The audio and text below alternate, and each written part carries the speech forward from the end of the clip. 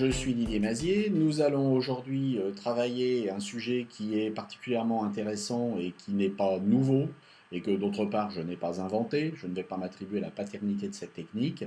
C'est une technique qui est très utilisée en cartographie et qui permet de gérer ce qu'on appelle des polygones adjacents. C'est-à-dire que pour tracer ici, par exemple, les contours des différents arrondissements, nous voulons que les côtés qui sont communs aux arrondissements adjacents bien, soient parfaitement collés les uns aux autres. Alors si nous devions le faire avec des méthodes traditionnelles, il faudrait tracer un premier arrondissement et puis récupérer par copier-coller, déplacer les côtés adjacents, et on aurait quelque chose d'extrêmement compliqué. Ici, nous allons très simplement, donc sur le calque, ici, nous avons notre modèle.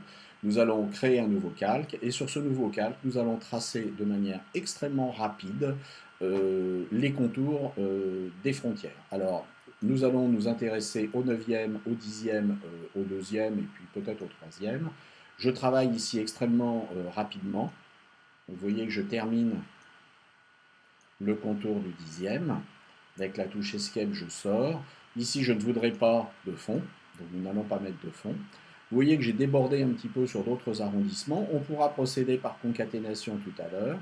Bon, vous voyez que ici, de la même manière, j'ai débordé un petit peu sur le 3e, ce n'est pas très grave. Je vais tracer jusqu'à la sortie. Nous allons ici maintenant tracer le 9e. Alors, même si je ne suis pas très soigneux, vous le serez certainement beaucoup plus lorsque vous travaillerez au réel. Vous voyez que le travail est beaucoup plus rapide que ce que nous aurions à faire si nous devions travailler avec les anciennes méthodes. Donc ici, je termine. Et vous constatez à chaque fois que je déborde légèrement de manière à être beaucoup plus précis dans ce que j'obtiens. Alors, nous allons ici faire 9e, 10e, 2e. On aurait pu continuer ici, faire le 3e, etc. Nous allons travailler avec un outil qui est le Pathfinder.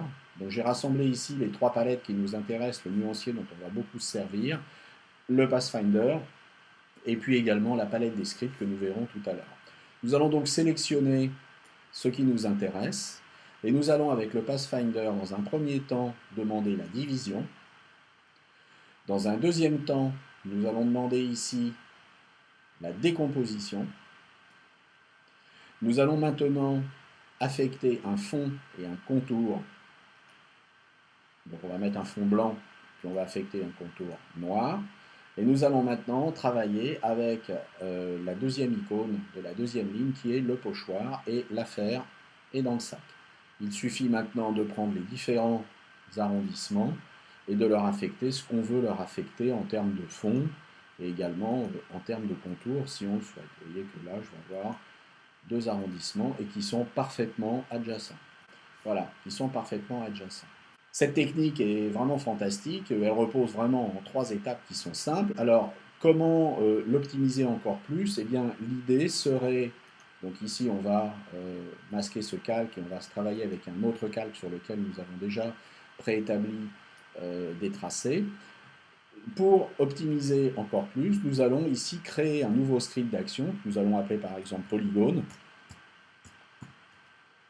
Et nous allons lancer cet enregistrement.